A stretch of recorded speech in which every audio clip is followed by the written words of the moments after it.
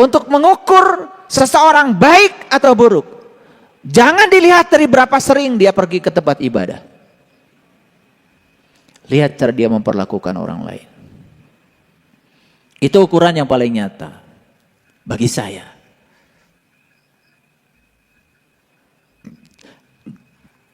Lihat cara dia memperlakukan orang lain. Kalau dalam diri kita tidak ada welas asih, tidak ada rasa peduli sedikit pun pada orang lain, bohong menurut saya.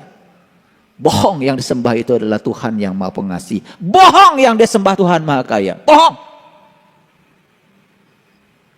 Saya yakin ibadahnya juga sesuganan. Surganya sesuganan. Apakah selamat atau di akhirat nanti? Jelas sesuganan. Itu yang namanya judi. Dan itu judi yang haram. Membiarkan masa depan kita dalam ketidakpastian. Saat ada orang yang perlu ditolong, kita diam. Sebenarnya kita ini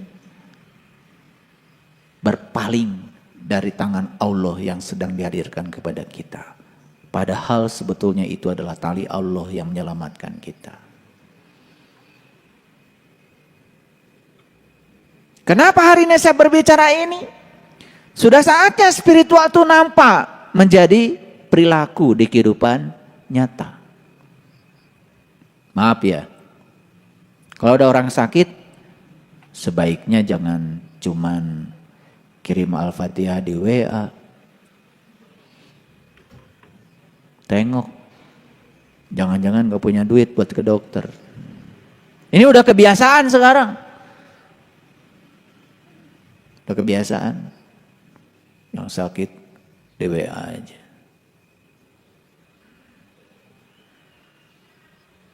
Hati-hati itu tipuan. Belum selesai kewajiban kita. Harusnya kita tanya sakitnya apa, berapa lama, punya BPJS atau tidak, apa yang bisa saya bantu. Kelompok kita ini kelompok spiritual. Bukan kelompok orang-orang penghayal. Jadi sudah saatnya kita menyentuh aspek realitas. Hai Musa, kenapa ketika aku sakit, kamu tidak menjenguk aku? Kata Tuhan dalam berdiskusi. Bagaimana engkau sakit Tuhan? Tetanggamu yang sakit. Dan kalau kamu datang menjenguknya, kamu menjenguk aku. Apa pesan hadis qudsi itu? Pesan hadis qudsi itu adalah berhentilah sekedar basa-basi di WA group. Dan kita merasa sudah bersimpati. Menurut saya itu bagus, tetapi tidak menyelesaikan apa-apa. Setuju nggak kalau dengan saya? Gimana kalau kita punya sebuah tabungan sosial yang semut-semut, yang gajah-gajah, kelola secara bagus. Kita ubah nanti kalau ada yang sakit, jangan cuma didoakan di WA. Utus seseorang dari tempat ini menemuinya. Kasihlah santunan untuk membahagiakan orang yang sedang kesusahan. Setuju nggak? Itu spiritual. Setuju apa tidak? Semangat dong. Oke. Nanti mulai aja, silakan bikin penelitiannya. Kita mau naik kelas. Ya, jangan puas cuman mendoakan. Ada orang meninggal, jangan cuman innalillahi wa inna turut berduka cita. Udah orang meninggal, berduka cita, turut lagi kita. Kacau itu, ya. Ya. Jadi saya harapkan dana sosial itu menjadi dana abadi yang bisa menyantuni saudara kita yang ditinggalkan keluarganya. Saya yakin itu akan membahagiakan dan kita akan jauh lebih bahagia. Itu spiritual. Spiritual bukan meditasi.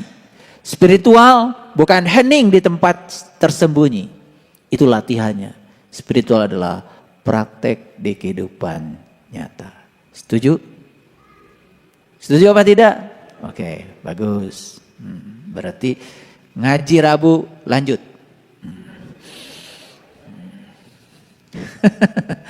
Kalau saya ajak begitu nggak mau, ya udah ngaji Rabu stop. Buat apa? Kalau tidak ada efeknya, betul nggak? Harus ada dampaknya untuk diri pribadi kita dan untuk banyak orang. Karena iman akhirnya adalah kepedulian. Baik, yang kedua, menghindari maksiat saat tidak ada siapa-siapa.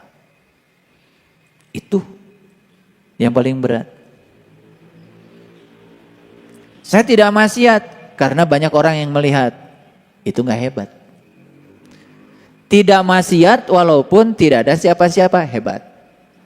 Di kantor yang tahu uang ini cuma saya. Anak buah saya juga tidak tahu.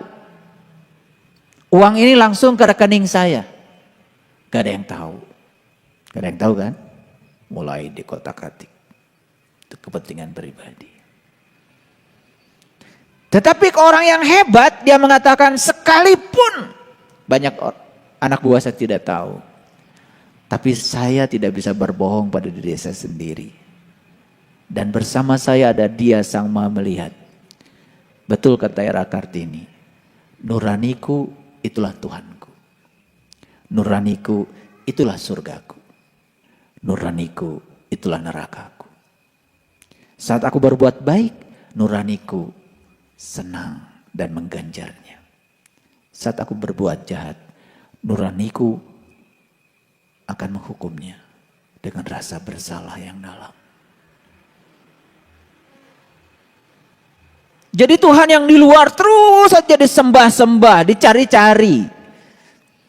Tapi Tuhan yang hidup di dalam diri kita, yang maha hidup, tidak pernah kita pedulikan. Paham? Yang ketiga, menyampaikan kata-kata yang benar di hadapan orang yang ditakuti, di hadapan penguasa. Berat semua ini. Tetapi ini jalan untuk menuju yang luar biasa. Ya, baru aja ya digosipin, wah jangan-jangan ibu ikut pengajian sesat. Langsung besoknya datang lagi. Katanya mau jadi orang luar biasa, tetapi tidak mau dengan cara-cara yang luar biasa. Rasulullah aja dibilang gila. Sekelas beliau aja dibilang sesat. Sekelas beliau aja dibilang dengan penghinaan-penghinaan yang rendah semacam itu. Apalagi kita. Jadi kalau kita ngikutin sunnahnya beliau, kemudian dicap itu, dicap ini, biasa aja, nggak apa-apa. Kan yang paling tahu kita sendiri. Betul nggak? Kan hakikatnya tidak ada manusia ingin celaka. Semua ingin selamat, bukan? Tetapi ingin selamat kan belum tentu kita ngikutin jalan kebanyakan orang. Karena yang banyak juga belum tentu benar. Apalagi yang sedikit.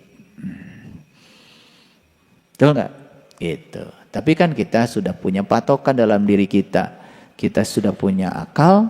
Kita sudah punya kecerdasan untuk bisa menyaring. Betul nggak?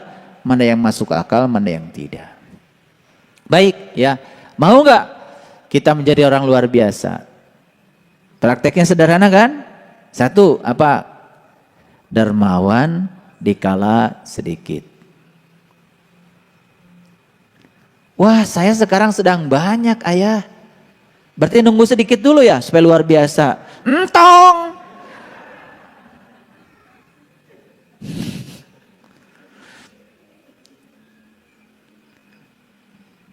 Kan hidup itu selalu dualitas, tidak selalu begitu. Lagi banyak ya udah jelas, lagi banyak itu udah jelas, sedikit aja berbagi, apalagi lagi banyak. Wah, kalau saya lagi banyak berbagi kan tidak termasuk luar biasa. Jadi gimana tuh? Nunggu tidak ada lu. Begitu? Jangan.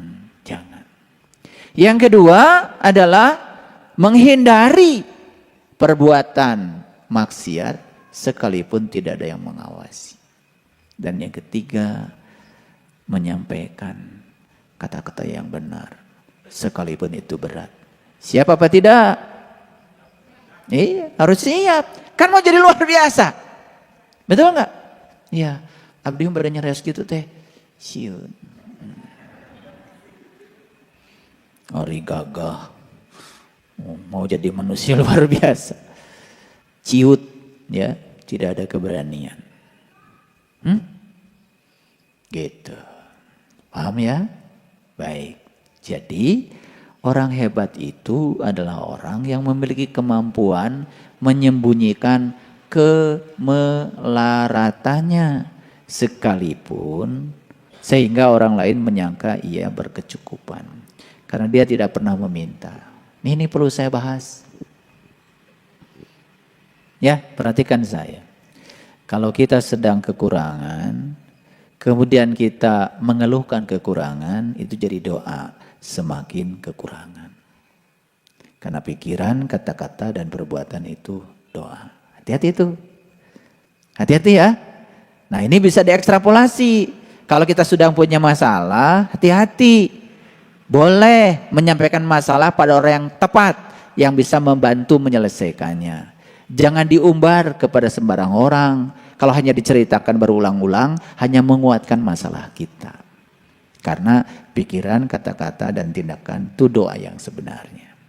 Nih saya kasih tahu, kalau kita sedang susah, jangan menunjukkan. Coba susah. Udah, supaya kelihatan susah. Saya mau pakai baju compang-camping saja. Maaf ya, maaf. Itu yang sedang pakai baju compang-camping, dia itu sedang memamerkan kesusahannya pada orang lain. Kira-kira akan keluar gak dari kesusahan? Tidak, makin susah. Karena pikirannya susah, kata-katanya juga pasti susah. Betul gak? Betul. Ya, gitu kan? Gitu. Yang didongengkan pasti kesusahan. Yang dilakukan, tindakan yang membuat orang lain tahu kalau dia susah.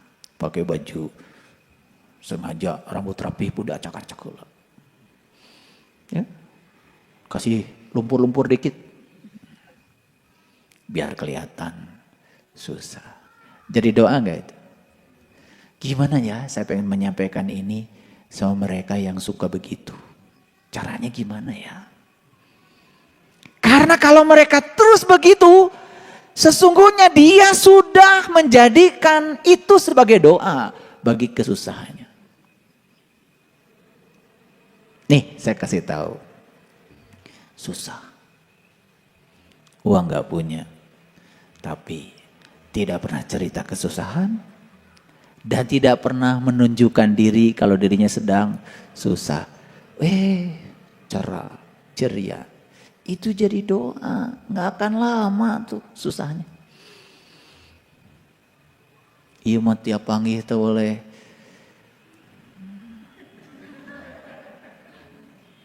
Tuh seri-seri acan. Aduh. Ini perilaku kalau tidak saya sampaikan begini kan tidak disadari. Betul nggak?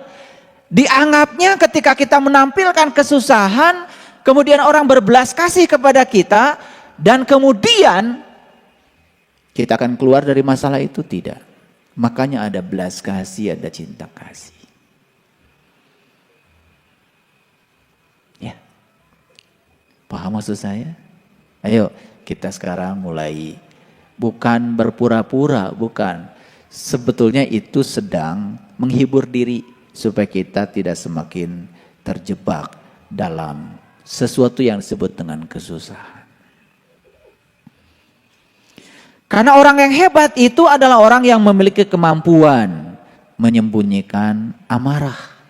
Sehingga orang lain mengira bahwa dia itu ridho. Pernah gak lihat orang sebetulnya mungkin sedang marah. Tetapi dia tidak menunjukkan kemarahannya. Seakan-akan dia ridho saja terhadap segala peristiwa. Itu doa bukan? Doa bukan? Itu doa. Ya. Yang sering Bapak Ibu saksikan seperti apa? Apakah orang yang ridho atau orang yang sedang menunjukkan kemarahannya? Nah, ingat, kalau orang sedang menunjukkan kemarahannya, sesungguhnya dia sedang menunjukkan siapa dirinya. Hati-hati itu, siapa yang direndahkan? Allah. Kata Allah, emang gue pikirin. Yang direndahkan ya lu sendiri. Betul nggak? Makanya marah itu selalu berakhir dengan malu. Ya, oke. Apalagi gini. Mana nyaho tuh orang teh keur amek.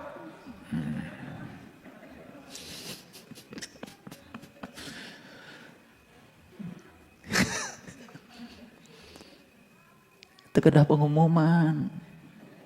Betul nggak?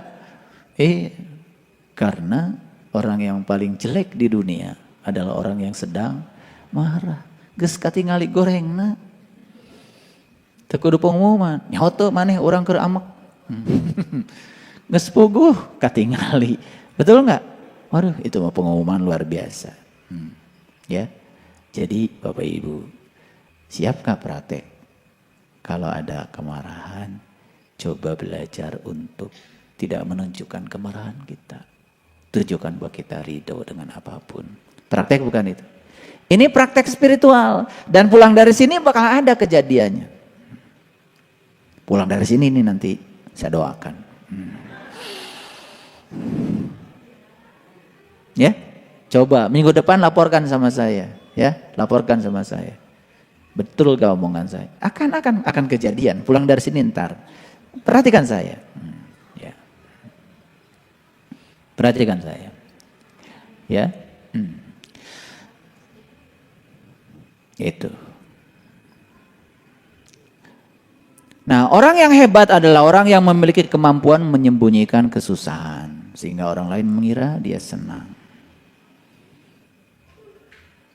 Begitu datang, sudah ciremai.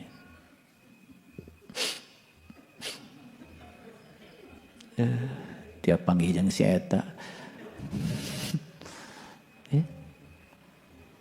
Ada nggak yang kayak gitu? Ada. Saya mau paling sering kedatangan yang begitu. Assalamualaikum. Lulus, assalamualaikum lagi. Mangga calik. Yang ninggalkeun.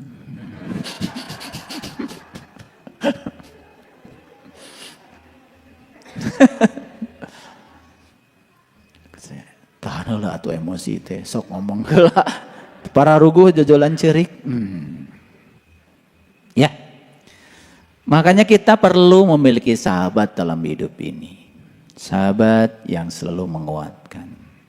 Terutama sahabat yang selalu membantu kita untuk taat kepada Allah. Makanya ada kata-kata bijak di luhur kita, apabila engkau memiliki seorang sahabat yang membantumu dalam ketaatan kepada Allah, genggamlah erat dia. Jangan kau lepaskan, karena mendapatkan seorang sahabat yang baik adalah perkara yang sulit. Sedangkan melepaskannya adalah perkara yang mudah. Oleh karena itu, saya sering memberikan nasihat, ya, hapuslah kesalahan demi untuk persahabatan daripada menghapus persahabatan hanya untuk satu kesalahan. Ya, awas ya. Kita tidak mengenal rumus 100 dikurangi 1 sama dengan 0. Rumus di BSI 100 dikurangi 1, 100. 100 dikurangi 2, 100. 100 dikurangi 3, 100. 100 dikurangi 100, 100. Itu rumus di BSI.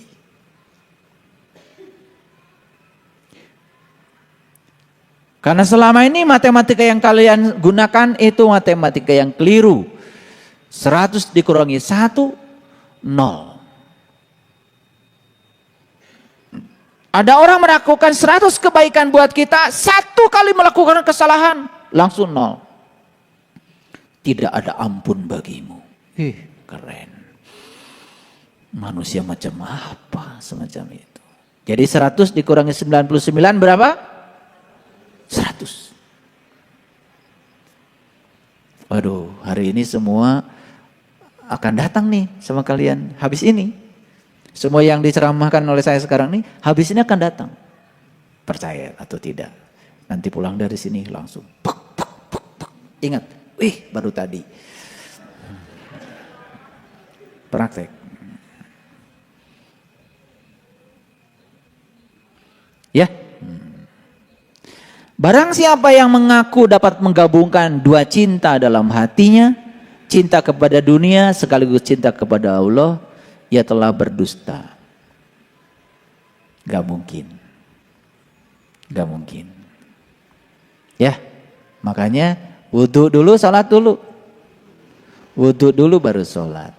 Wudhu itu adalah berpisah. Melepaskan semua dengan selain Allah. Dan sholat adalah melebur bersatu. Jadi sholat itu tingkatan yang lebih tinggi lagi, bukan sembahyang. Karena kalau sembahyang itu yang menyembah dengan yang disembah masih ada jarak. Sholat itu waslat. Waslat itu melebur sebetulnya. Kita bisa melebur dengan Allah kalau kita sudah berpisah dengan yang selain Allah.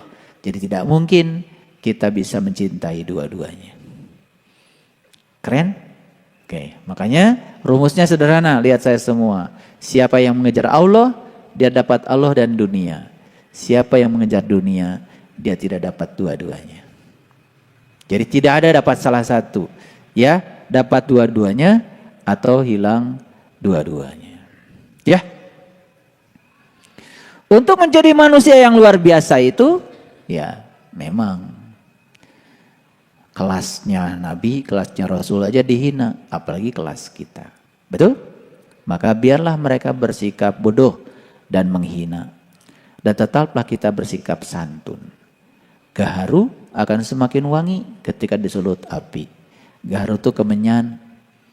Kemenyan disulut api malah wangi. Kalian disulut api gosong.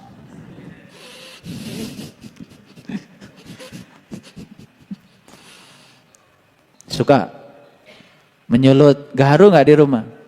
Ya gaharu untuk meditasi kan suka ada ya, wangi-wangian. Sekarang tuh malah ada, saya punya di rumah ada tempatnya itu. Persis kayak itu ya, padat seperti apa, berpilin seperti obat nyamuk itu ya. Yang 3 roda itu, 3 roda. Gitu. Jadi waktu Jakarta itu banyak nyamuk, kemudian Gus Dur kan pidato. Itu. Ini kata Gus Dur, nyamuk ini banyak di Jakarta gara-gara bemo waktu itu dilarang beroperasi. Dan bemo semua digudangkan. Gitu. Karena nyamuk sini cuma takut 3 roda.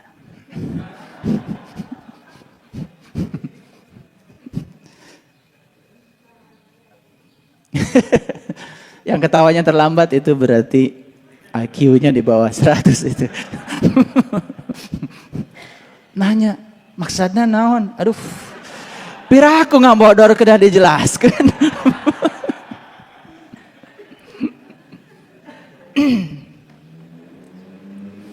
Jadi, kalau ada orang menghina kita, ini praktek berat lagi. Gimana caranya supaya kita tetap bisa santun? Seperti gaharu, semakin dibakar, semakin wangi. Aduh, saya pengen lihat ya, ada orang dibakar tambah manis. Kan umumnya dibakar gosong kan? Betul nggak? Dibakar api kemarahan, marah. Dibakar api kebencian, benci. Dibakar api iri hati. Dibakar api dendam, dukun santet. Gensia. Temenang ku kasar, ku lembut. Oh. Ya, nyantri di luweng sancang. Ya. Ini hati-hati nih, di leuweung sancang gak ada apa-apa. Karena pesan leluhur kita, sing bisa napak sancang bukan sakti. Napak sancang itu artinya dimanapun kalian berada harus bisa adaptif terhadap situasi. Di mana bumi dipijak, di situ langit dijunjung. Jadi napak sancang itu punya kemampuan adaptif terhadap situasi. Itu napak sancang. Jadi banyak yang pengen sakti pergi ke sana. Orang sakti itu bukan orang yang bisa jalan di air. Lauknya bisa.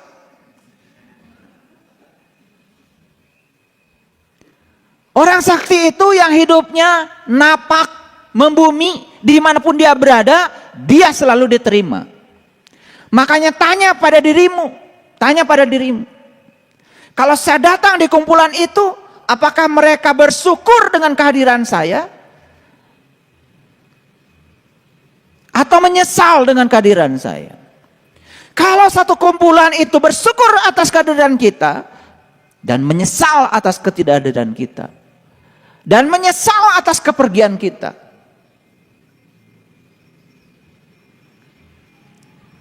itu tandanya kita napak sancang, sakti. Taeta sakti mandraguna.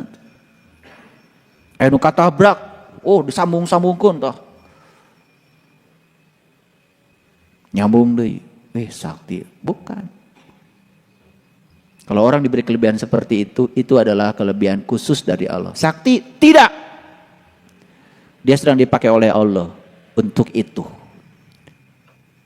Yang sakti itu yang bisa menyambungkan orang-orang yang pecah belah, yang bermusuhan.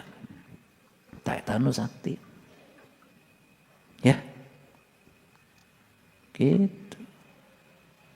Mereka mana ya? Ada yang angkat ke situ. Non, iya anu pasea. Di pihak mana Bapak? Di pihak di Gelo. Yang benar itu datang kemudian menyambungkan yang terpisah. Jadi orang ketiga yang bisa sakti.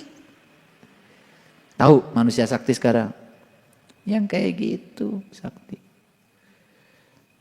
Abdi man dibelem ku seuneu tekaraos. Betul. Tangannya gini dibakar. Sakti? Bukan. Itu tipuan. Balur we ku obat kimia heula anu anti api ngodekeun. Betul enggak? Iya. Siapa yang sakti? Teu kabeulem. Walaupun dipanas-panasi oleh orang, tetap saja pada pendiriannya. Tah eta sakti. Mau gak jadi manusia sakti? Sakti ala BSI. Gitu. Paham ya? Jadi semakin dibakar harusnya semakin manis. Semakin wangi. Kalian kalau dibakar semakin? Oh, enggak beda. Udah dapat ceramah hari ini? Enggak, insya Allah. Ya, masih ingat begitu ada yang membakar. Waduh, ingat kajian tadi. Semakin dibakar, semakin manis. Waduh, minta kemampuan sama Allah. Ya Allah, jadikan aku gaharu. Yang semakin dibakar, semakin wangi. Wah, luar biasa. Teka belum. Cekas. Ya, wajahnya terang benderang. Ini praktek. Jadi sekarang hari ini saya ngasih banyak sekali ilmu praktek. Dan setelah ini pasti akan terjadi. Soklah.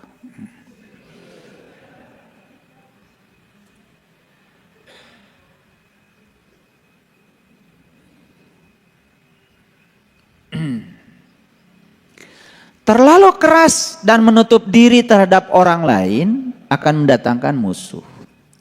Dan terlalu terbuka juga akan mendatangkan kawan yang tidak baik. Maka posisikan dirimu di antara keduanya. Lihat saya semuanya. Ya. terlalu baik itu gampang dimanfaatkan orang. Dan hampir semua penipu akan menjadikan sasaran sebagai sasaran tipunya itu orang yang terlalu baik. Gaya saringan. Gitu. Nabat artos sabar 100 juta kelesar. Ngikutan sih, teka dah, percantan. Geus leungit mah ceurik we. Begitu rek lapor ke polisi, eueuh buktina. Piraku atuh urang kudu make tulis segala. Apaan urang teh sosobatan gitu. Padahal yang datang tukang tipu. Ngerti maksud saya. Jadi dalam segala urusan harus sigar tengah. Harus di tengah. Jangan terlalu keras karena itu akan menutup diri. Tapi juga jangan terlalu lemah karena itu kan dimanfaatkan orang. Ya. Gitu. Saya mau cerita istri saya. Baik banget. Biasa ibu ditambah sertifikat. Oh mangga. Saya tanya sertifikat rumah sekarang di mana? Aduh luka di mana? Baik, menolong orang. Tapi sampai sekarang tidak ada catatannya. Gitu. Itu baik yang terlalu baik. Jadi yang paling bagus itu jangan terlalu keras, tetapi juga jangan terlalu lunak. Itu yang disebut dengan sigar tengah. Gitu. Ya, perhatikan. Karena itu akan menyelamatkan. Jadi ya terlalu itu dalam segala hal juga tidak pas. Ya. Dan akan selamanya kita dimanfaatkan orang lain kalau kita tidak mengubah diri kita. Jadi saya menyampaikan ini, ayo kita punya kelemahan apa? Ayo kita perbaiki. Ya, baik. Carilah sahabat yang setia dalam suka maupun duka. Karena hidupmu senantiasa berputar di antara suka dan duka. Betul? Kan kita ini hidup yang paling kecil skupnya rumah tangga. Rumah itu tempat berlangsungnya kehidupan, tangga itu tempat naik. Jadi suka dan duka itu bisa jadi tempat naik, bisa jadi juga untuk turun. Betul? Nih saya kasih tahu. Kapan Bapak Ibu naik? Ketika suka atau ketika duka? Nih. Kapan turun? Ketika suka atau duka? Kebanyakan justru kita naik ketika duka. Dan kebanyakan ketika suka lupa malah turun. Betul enggak? Itu. Nah kita ini harus bisa naik dalam keadaan suka maupun duka. Dan perlu sahabat yang menguatkan dalam suka maupun duka. Jadi para sahabatku semuanya beruntung kita ini punya satu komunitas spiritual. Satu keluarga. Di keluarga ini kan kita selalu aja saling menguatkan. Ya. Jadi dari banyak hal yang saya sampaikan dari tadi jam 9:30. Sekarang sudah mau 11:30. Kira-kira berani nggak untuk mengamalkan semua itu? Berani? Wah, berarti luar biasa ya. Saya doakan setelah ini langsung praktek. Langsung belajar. Ya. Jadi ingat ngaji di mana? Ngaji adalah praktek di kehidupan nyata. Bukan di tempat ini. Jadi tempat ini kalian sedang apa sekarang? Mendengarkan ceramah, ini bukan pengajian, sedang mendengarkan ceramah. Ya, selamat menjadi orang luar biasa. Sebentar lagi akan didatangkan cara-cara luar biasa dari Allah untuk membuat kalian menjadi orang-orang luar biasa. Selamat menjalankan. Saya doakan semoga kalian mampu semuanya. Minggu depan laporkan sama saya. kejadian apa yang datang. Ya, laporkan. Sekecil apapun laporkan. Minggu depan kita sharing ya. Nah, Di Quran surat Al-Baqarah ada kata seperti ini. Itu di 250 ke atas itu ada pernyataan seperti ini di dalam Quran surat Al-Baqarah. Nanti bisa dicari. Pernyataannya seperti ini. Bagaimana caranya membangun kembali negeri yang telah hancur? Itu. Lalu apa jawaban Allah? Ya, matikan saja orang itu selama 100 tahun. Dan negeri yang hancur itu akan bangkit lagi. Bayangkan coba. Pertanyaannya bagaimana menghidupkan negeri yang telah hancur? Tapi Allah bilang caranya matikan saja orang itu 100 tahun. Kan bingung ya. Nah tentu saja ini bukan cerita negeri yang di sana. Nah makanya negeri yang telah hancur itu sebetulnya adalah kolbu yang sudah kering kerontang. Jiwa yang sudah merana akibat kekurangan nutrisi. Itu cerita negeri yang mau roboh. Jadi dinding yang mau roboh ditegakkan. Orang yang imannya mau hancur dibantu. Orang yang dalam kegelapan diterangi. Orang yang dalam kebingungan dicerahkan. Orang yang sedang ketakutan kemudian dikasih motivasi supaya berani. Itu maksudnya. Jadi sebetulnya ini satu rangkaian. Di dalam Quran surat Al-Kahfi itu pertama. Simbolik pertama ya. Nabi Khidir itu kan melubangi perahu. Kemudian langkah yang kedua adalah membunuh anak. Dan yang ketiga adalah membangkitkan dinding yang mau roboh. Jadi sebetulnya itu satu kesatuan, tidak berdiri sendiri. Yang pertama kalau dinding kita ini roboh, iman kita mau roboh, iman kita ingin tegak berdiri, maka proses pertama lubangi perahu.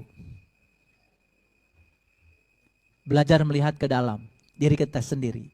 Yang kedua, bunuh anak kecil. Bunuhlah sifat kekanak-kanakan yang ada dalam dirimu. Makanya di Quran ada kata-kata banyak anak-anak kecil yang beruban. Maaf ya, ada yang beruban di sini? Di Quran, mohon maaf, di Quran ada kata-kata banyak anak-anak kecil yang beruban. Apa maknanya? Sudah ubanan, kalau ubanan itu secara fisik tua. Tetapi secara spiritual dia masih anak-anak. Mau sholat kalau ada surga. Mau sholat kan ditakut-takutin neraka. Itu anak-anak. Nah kenapa Anda sholat? Karena saya butuh. Sudah ada need di sini. Kenapa butuh? Karena merasakan kenikmatannya. Habis sholat saya damai. Habis sholat saya tenang. Habis sholat saya jadi tambah sabar. Habis sholat kemarahan saya berkurang. Bukan hilang. Nah itu kan udah bagus. Tapi habis sholat tambah marah. Perhatikan ya, mohon maaf bukan merendahkan. Orang yang sholat baru di level menggugurkan kewajiban. Dia hanya menghitung rakaat saja. Sholat tidak menjadi sarana untuk membuat dia ya terbebas dari perbuatan keji dan munkar. Padahal sholat itu adalah sarana bukan tujuan. Coba baca ayatnya. Aqimis sholat inna sholat tanha anil fasa wal munkar. Dirikanlah sholat. Sholat itu sarana yang bisa mengantarkan Anda untuk tercegah dari perbuatan keji dan munkar. Jadi sarana bukan tujuan. Buat apa ngitung rakaat sholat? Jangan dihitung rakaat sholatnya. Boleh rakaat sholatnya banyak, tidak masalah. Tapi yang paling penting, dampak apa sih dari sekian banyak rakaat yang kita lakukan? Kesadaran apa sih? Karena penyatuan dengan Tuhan, saya bilang tadi, itu adalah di kesadaran. Makanya Nabi Muhammad bertemu Tuhan juga di puncak kesadaran, namanya Sidrah al-Muntaha di Quran. Jadi sebetulnya penyatuan dengan Tuhan itu bukan penyatuan jiwanya, jiwa kita juga bagian dari dirinya. Bukan pikiran kita, pikiran juga adalah kecerdasannya. Dan bukan tubuh kita, tubuh juga materi yang diciptakan olehnya. Yang akan menyatu dengan Tuhan adalah kesadaran jiwa, kesadaran pikiran, dan kesadaran tubuh. Makanya latihan kesadaran, itulah prosesnya. Jadi membangunkan dinding yang merubuh, itu artinya mendirikan kembali iman yang mau runtuh. Supaya negeri yang tadinya gelap, udah bercahaya, gelap gulita, bercahaya lagi. Itu namanya Madinah Al-Munawwarah. Dan ini tidak bisa dijelaskan, harus dialami. Sekali lagi, ini tidak bisa dijelaskan. Kalau Bapak Ibu mendapatkan jawaban-jawaban dari saya seperti ini, hati-hati. Ini baru memuaskan intelektual kita. Spiritual kita belum terpuaskan. Spiritual tidak mungkin dipuaskan oleh jawaban yang bersifat intelektual. Jadi oleh karena itu harus mengalami. Gimana caranya? Belajar. Ada bimbingan khusus untuk itu. Bisa dimengerti? Oke. Pertanyaannya makin bagus ya. Makin sulit nih kelihatannya. Makin sore ya. Masih ada pertanyaan? Masih, silakan.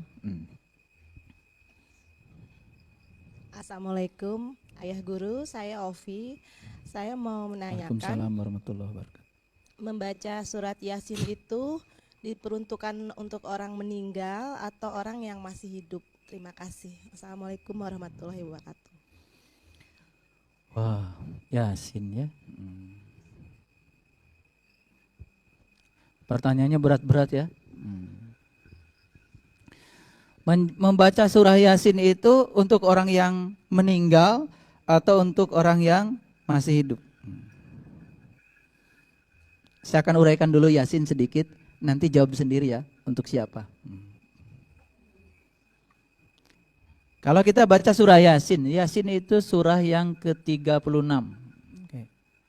Kita mulai dari awalnya saja. Saya tidak mungkin membacakan surah Yasin dari awal sampai akhir. Tapi mungkin semua kita tahu. Yasin itu dimulai dengan Yasin. Yasin. Selanjutnya dipungkas dengan wa ilaihi turja'un. Biasanya saking seringnya dapat undangan baca Yasin, Yasin ini surat yang paling hafal ya. Karena Yasin biasanya identik dengan berkah. Atau kalau di kampung namanya berkat. Berkat itu brek-brek diangkat. Ya, kalau selesai baca surah Yasin biasanya pertama dapat makanan, yang kedua dapat amplop, yang ketiga dapat berkat. Gak peduli ngerti apa enggak ketika baca. Dan biasanya surah Yasin dibaca kapan saja biasanya. Kalau ada orang yang mau mati, biasanya dibacakan Yasin. Kalau ada orang yang sudah mati, juga dibacakan surah Yasin. Ya. Dan yang membacakan pasti masih hidup kan? Lucunya yang membacakan yang masih hidup nggak sadar kalau Yasin itu sebetulnya untuk dia juga. Karena sudah niatnya untuk yang mati, ya sudah nggak apa-apa. Karena saya pernah punya pengalaman. Salah seorang jamaah kita, ya, yang pernah mengalami pengalaman mati suri selama 2,5 jam. Beliau melaporkan kepada saya. Ternyata saat beliau mati suri dan dianggap oleh keluarganya itu sudah mati beneran. Lalu keluarganya baca surah Yasin. Ternyata surah Yasin yang dibacakan itu menurut pengalaman beliau. Ini menurut pengalaman beliau ya. Jangan berdebat ya. Menurut pengalaman beliau. Hati-hati.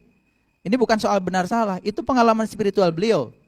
Tentu saja karena beliau yang menceritakan, beliau yang mengalami. Kita tidak punya hak untuk menjustifikasi pengalaman orang lain. Hati-hati ya. Karena kita kadang-kadang suka gatal, kegatelan. Biasanya kalau ada orang ngalamin gitu dikomentari, oh nggak mungkin, orang ngalamin, kamu enggak kok.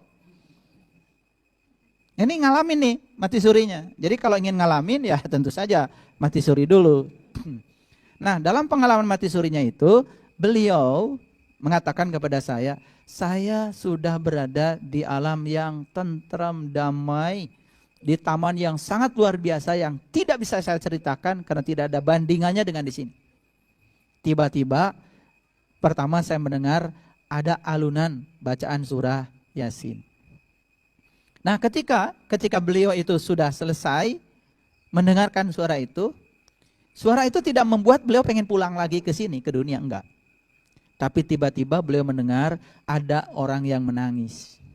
Ternyata yang menangis itu adalah suaminya. Suara suami yang menangis itu nyampe ke sana, coba bayangkan. Ini fakta loh. Dan saya sangat menghormati beliau karena beliau juga ibu angkat saya. Dan beliau itu sangat jujur dalam perjalanan hidupnya. Jadi saya berani menyampaikan ini karena berasal dari sumber yang sangat bisa dipercaya. Karena selama saya menyatu dengan beliau, beliau tidak pernah bohong dalam perjalanan hidupnya. Jadi saya sangat percaya. Dan beliau mengatakan itu, suami yang nangis saja nyampe. Makanya Rasulullah mengatakan kalau ada orang yang meninggal, jangan ditangisi. Harusnya kan diikhlaskan. Ya, ada tangisan ada dua. Pertama ada tangisan keikhlasan juga menangis. Yang kedua ada tangisan kemelekatan karena tidak mau berpisah. Nah ini yang kayaknya yang menarik. Lalu tarikan ini terasa kepada beliau. Kayaknya saya disuruh pulang. Lalu balik lagi, udah 2,5 jam loh. Mungkin yang baca surah Yasin tadi udah selesai. Dan kemudian saat beliau mau masuk, padahal udah 7 kali ini pengalaman mati suri yang ke-7. Masih bingung juga masuknya, lupa lagi. Karena mati suri yang ke-6 udah lama. Jadi kemudian mau masuknya bingung katanya. Dari mana dulu? Nah ternyata beliau mengatakan kepada saya, rupanya masuknya itu harus simetri. Jadi harus kepala gitu. Harus simetri. Jadi seperti pernah saya menunjukkan gambar itu. Ya, seperti itu. Baru bisa masuk. Tapi begitu masuk lagi, semua rasa yang di sana itu hilang saat memasuki tubuh ini. Dan kemudian beliau pertama masuk yang ditegur adalah suaminya. Kenapa mas sampean nangisi saya?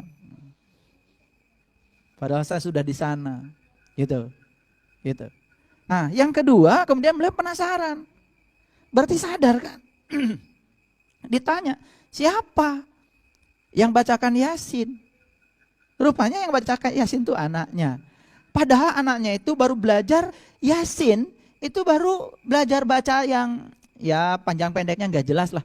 Tapi nyampe ke sananya merdu. Rupanya yang nyampe ke sana itu bukan berapa panjang, berapa pendek, berapa tebal, berapa tipis. Bukan, keikhlasan. Makanya kalau orang mengatakan salah bacanya, masuk neraka, kurang panjang, masuk neraka.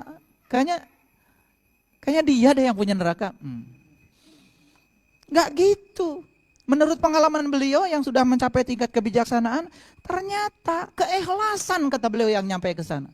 Keikhlasan yang membuat suaranya jadi merdu.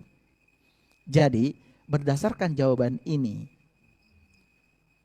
saya menjawab pakai fakta ya. Berarti sesungguhnya surah Yasin dengan niat yang ikhlas, walaupun yang baca surah Yasin gak ngerti apa, energinya ternyata nyampe. Nah buat yang alergi dengan membaca Yasin untuk yang sudah meninggal, tolong diperhatikan dulu, jangan buru-buru alergi. Siapa tahu kan beliau juga besok meninggal perlu dibacain Yasin. Yang kedua, tentu saja bagi kita yang punya akal, lihat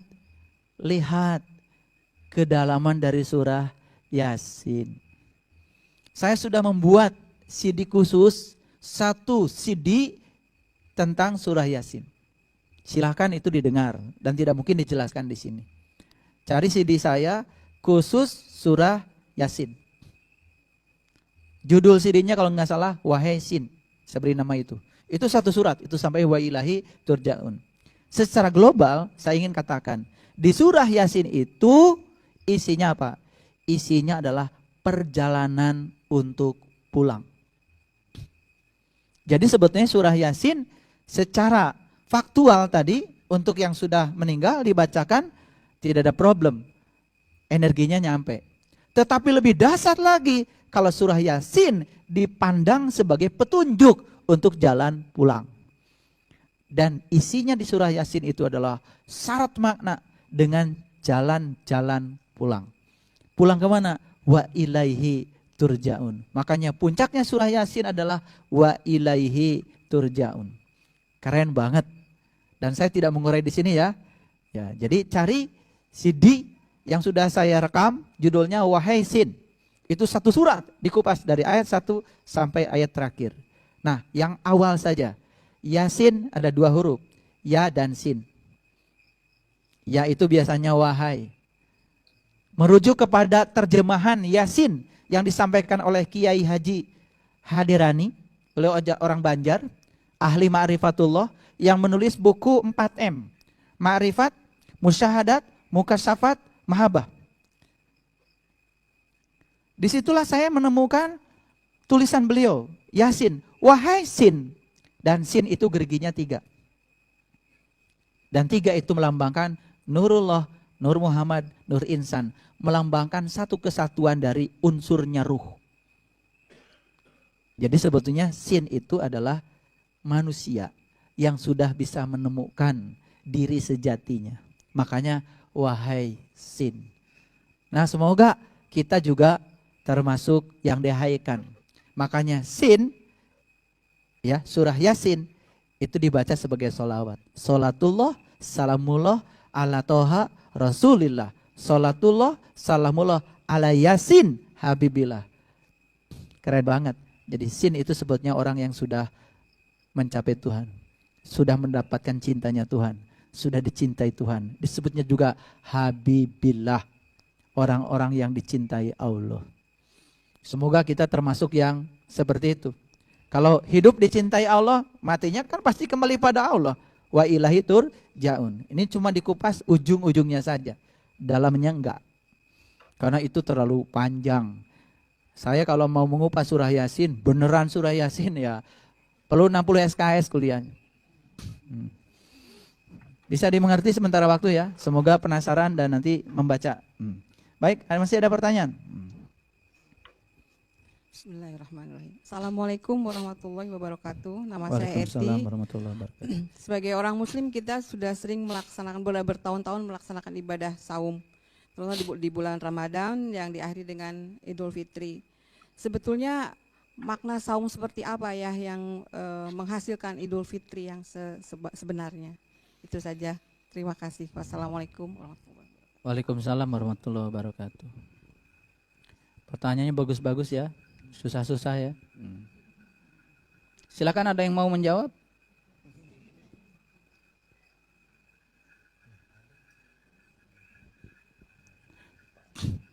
Baik. Ada 2 surat, ada 2 ayat di Quran yang penting untuk direnungkan. Satu saya kasih bocorannya, surat Al-Baqarah ayat 63. Yang kedua surat Al-Baqarah ayat 183. Pertanyaan tadi, saum yang seperti apa yang mengantarkan seseorang mengalami Idul Fitri?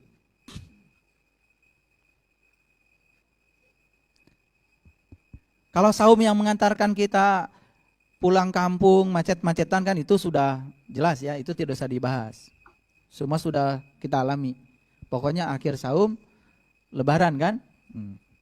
Lebaran kemudian pulang kampung kan? Ya. Bahkan banyak sekali pada saat pulang kampung di jalan-jalan itu banyak yang sudah tidak, ya, yang sudah banyak makan minum ya, itu karena alasannya musafir. Baik, saya akan jelaskan lebih rinci. Kita akan berpatokan dulu pada 2 ayat. Ayat yang pertama surat Al-Baqarah 63. Ayat yang kedua Al-Baqarah ayat 183. 2 ayat ini ujungnya sama. Coba baca surat Al-Baqarah ayat 63 dulu. Wa id akhadna mitsaqakum wa rafa'na fawqakumut tur. Khudhu ma atainakum biquwwatin wazkuru ma fihi la'alakum tattaqun. Ujungnya apa? La'alakum tattaqun. Semoga Anda menjadi orang yang bertakwa. Yang kedua, ya ayyuhalladzina amanu kutiba alaikumusiyam kama kutiba alal ladzina min qablikum la'alakum tattaqun. Menarik nih. 2 ayat yang berbeda, awalnya berbeda, tetapi ujungnya sama. La'alakum tattaqun. Sama menghasilkan manusia bertakwa, tetapi kelihatan secara awam nih, awalnya berbeda. Sepertinya ada 2 metode yang mengantarkan hasil yang sama jadi orang bertakwa, tetapi lewat 2 jalan yang berbeda. Sepertinya begitu. Awam. Oke. Apa itu saum? Saya akan menggunakan definisi saum yang pasti-pasti, yang ada dalam referensi. Dalam hadis qudsi Dalam hadis qudsi dikatakan seperti ini. Liso imi farhatani farhatun inda iftorihi wa farhatun inda liko irobihi. Ada 2 kegembiraan bagi orang yang saum. 1 ketika berbuka, 2 jumpa dengan Tuhan. Ini definisi ya. Jadi ternyata saum itu berbuka dan jumpa dengan Tuhan. Ini bahasa hadis qudsi. Bahasa hadis qudsi.